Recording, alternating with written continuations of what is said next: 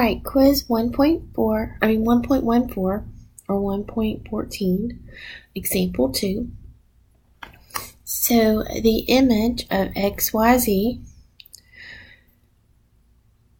is under a dilation through point C.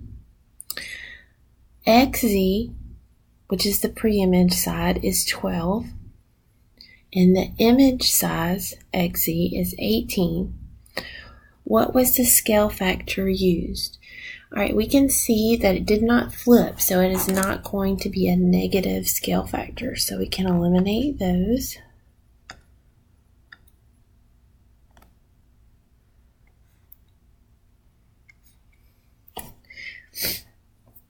And it looks like it got bigger, but we just to make sure. So we do image divided by pre-image.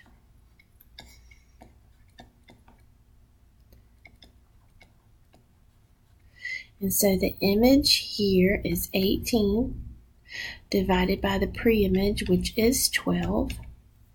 And we put that in our calculator, 18, and that gives us 1.5.